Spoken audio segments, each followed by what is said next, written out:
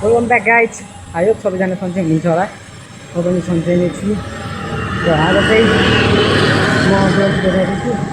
अहिले मङ्गलाबारीबाट मास्टर हेर्नु छ कि घरबाट छुट्टै बुझे आएकोतिर मङ्गलाबारीमा यसो भ्लग स्टार्ट गरौँ भनेर रोकेको थिएँ। तर यहाँसम्म आइसकेँ। लगेको कसरी भएन क्या, इन्ट्रोडक्सन नै भएन मजाले, त्यही भएर त्यही गर्दै आएको। यहाँ माथि आइपुगिसकेँ, तलदेखिको गरेको माथि आइपुगिसकेँ। त्यही हो। अब चाहिँ मङ्गलाबारी जाँदै मङ्गलाबारीबाट माथि बुढासुब्बा जाँदैछु। आज चाहिँ म एक्लै छु, केटाहरू आएन। केटाहरू आएन भन्दा पनि मैले भनिनँ तिनीहरूलाई, थाहा चाहिँ छ तिनीहरूलाई जान्छु भनेर। केटाहरूलाई मैले फोन गरिनँ। एउटाको एङ्कल उयो भएको थियो अस्ति नि, फेरि अर्को पनि भइरहेछ। अनि त्यही भएर तिनीहरू नआएको होला सायद।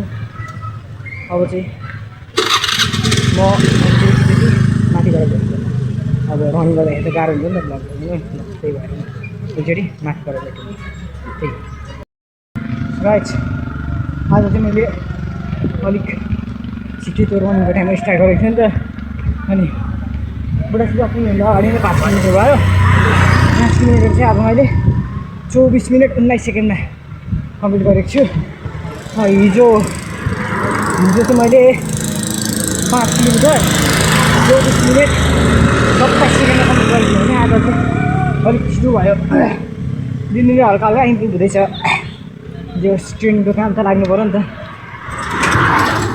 कुदो भएर लास्टमा रनिङै बस्यो भने काम त ट्रेनिङ यो 1 महिना गरेको छ ट्रेनिङको काम त लाग्नु पऱ्यो नि त।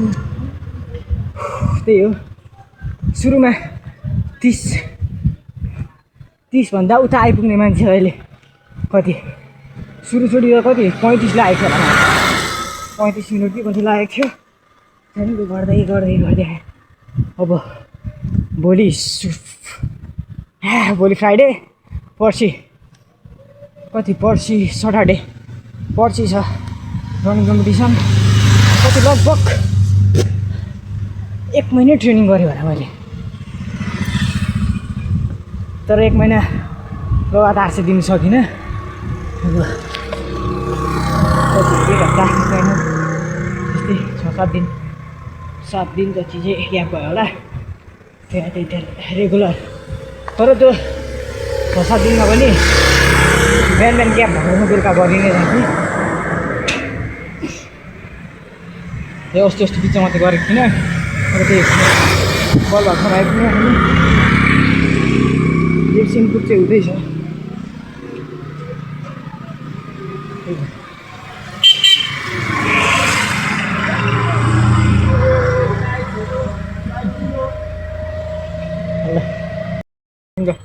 यसो घडीहरूको त 5:30 पो भइसकेको छ। मास्तिर लगाइसकेको थिएँ म। घडीहरू त 5:30 भएछ। अब त्यही हो, अब एकैछिन बस्छु 3-4 मिनट, अनि 1-2 मिनट बस्छु। अनि त्यसपछि फेरि घर लाग्दिनु तर ढिलो भइरहेछ। अब कति आधी घन्टा जस्तो त लाग्छ नि, आधी घन्टा 40 मिनट। अनि के भन्छ माथि पुगेर जाँदाखेरि चाहिँ कति 6:30 नै पर्छ जाँदाखेरि। त्यही भएर चाहिँ अब माथि नजाउँ भनेको त्यही हो। अब झर्छु म पनि टपेर, अनि एकछिन चाहिँ हिँड्नु पऱ्यो। त्यसपछि रनिङ गर्दै जानु पर्यो। एक्लै आउँदा त अनौठो लाग्दो रहेछ। अरू बेला साथीहरूसँग जिस्किँदै हिँड्ने बानी, आज एक्लै लन्ठ्याङ हिँड्नु परेको छ। रात परिसक्यो, देखिँदैन केही पनि। मेरो थोप्रा मात्रै देखिरहेको होला, त्यही पनि फ्ल्यास हालेर, नत्र त उयो म पनि कालो मान्छे झन् पो हराउँछ।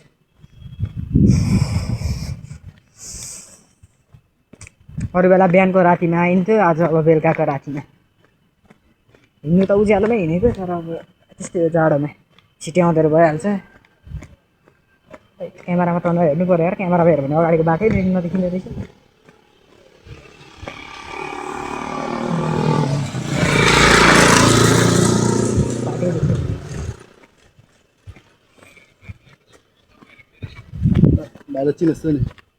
हजुर हजुर दाइ, हुन्छ दाइ। बेजत हानेको कि अब के भनेको दाइले भाइलाई चिन्चिस भन्नु हो होला ठुलै भ्लगर जस्तो लाग्यो होला यसो गर्दा भर्खर बिगिनर अब पछि पछि ठुलो भइहाल्ला भन्छु म चाहिँ तर लास्ट हात दुख्दो रहेछ यार टाइट अरूहरूले कसरी गर्छ रक्सम्म झन् अरूले झन् यत्रो यत्रो क्यामेरा बोकेर गर्नुपर्छ आफूले एउटा फोन बोक्दा चाहिँ यस्तो भइरहेछ आफू त त्यति साह्रो राति पनि भएको छैन यस्तो छ भ्यू चाहिँ अहिले धरान बजारको भ्यू चाहिँ यस्तो छ दृश्य लागेको छ यार आज त्यही भएर हल्का मतलब देखेको छैन त्यो लाइट देखेको टाढो सुरु भयो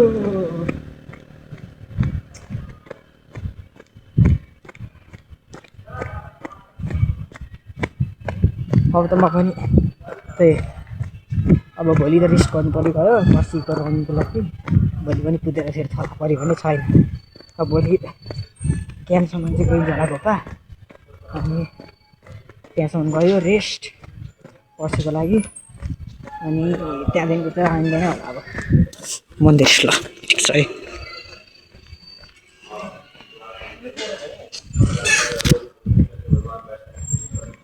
तर आज धेरै टाइमपछि रनिङको ब्लग हाल्यो यार नत्र त पिकनिकको ब्लगहरू आइरहेको थियो रनिङको धेरै पछि त के भन्नु एकचोटि हालेदेखिको रनिङको ब्लग हालेको छैन त्यो एकचोटि हाल्यो होला रनिङको ब्लग अनि त्यसपछि पिकनिक त्यही तर ब्लग चाहिँ फेरि म पहिले भने अस्ति चाहिँ बनाउँदाखेरि डेली बनाउँथेँ अब केटाहरू एडिट गर्नै नमान्ने त्यही भएर हो तर अब चाहिँ म एक्लै भए पनि डेली भ्लग बनाएर हाल्नु पर्यो एडिट गर्दिनँ अब अरूले त गर्दैन होला यहाँसँग टाइम हुँदैन बरु पढाउँदा चाहिँ छ भने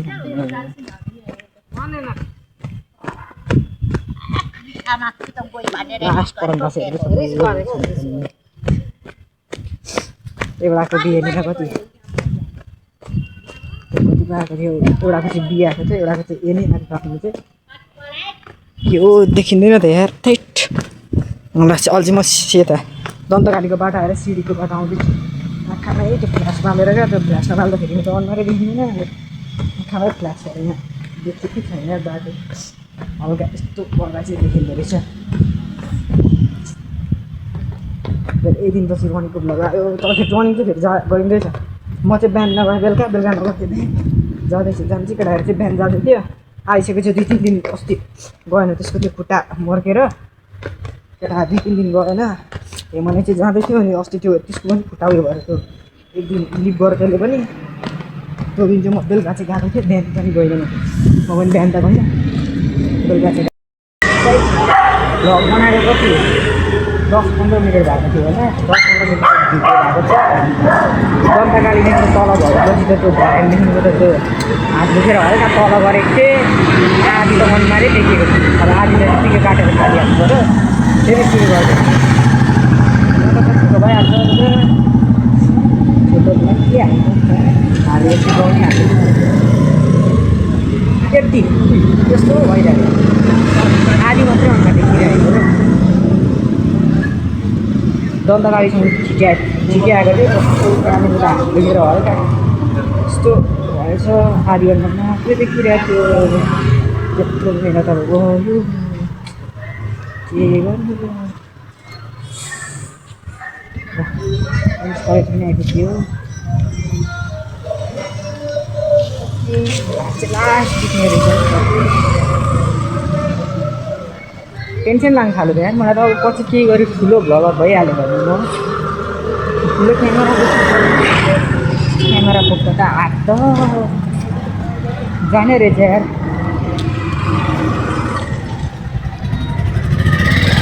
हात बेच्नु पर्ने रहेछ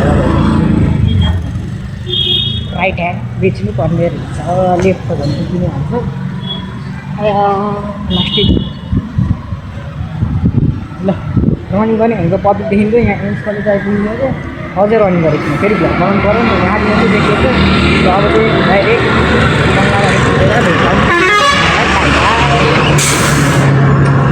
ल बङ्गालहरू पुगेपछि मैले मगाएर आइपुगेको के हो चन्दी हो के हो चन्दी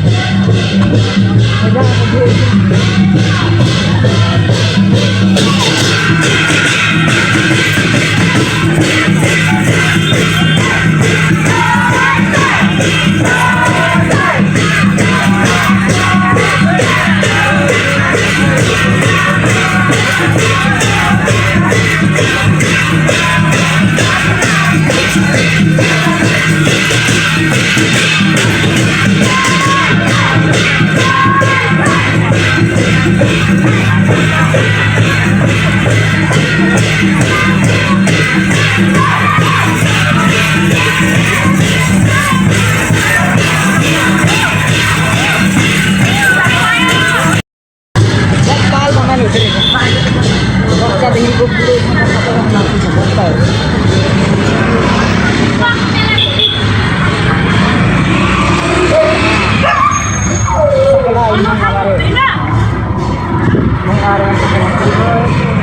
तर के के चाहिँ थाहा भएन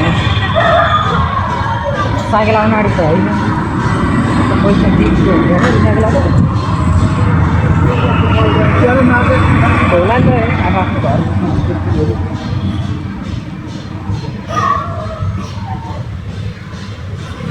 धान नाच्छ होइन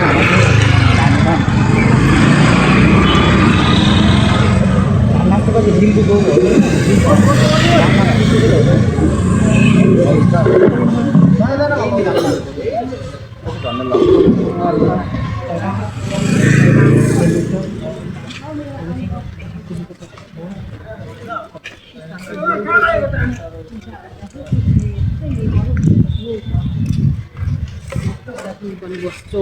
दाइ कता हिँडेको अन्धारो लाइट गाल्दै फेरि अन्धारो लाइट होइन दिदी भ्लग बनाएको कहाँ जानुभएको बुढा सुब्बा बुढा सुब्बा अब घर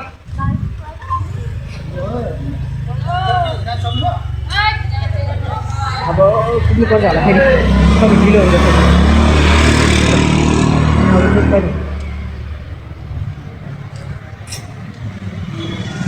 अप्ठ्यारो लाग्दो क्या अप्ठ्यारो लाग्दो रहेछ अब यसो भाइरल भयो नि त होइन जब कति 30 सब्सक्राइबर छ भ्युज नाथे त्यही 10-20 जान्छ अनि पिकनिकमा चाहिँ अलिक भएछ 48 पुगिरहेको त्यति भने खुसीको कुरा हो होइन त्यति भयो उनीहरूको लागि केटा पछि 48 मिलियन पो जान्छ कि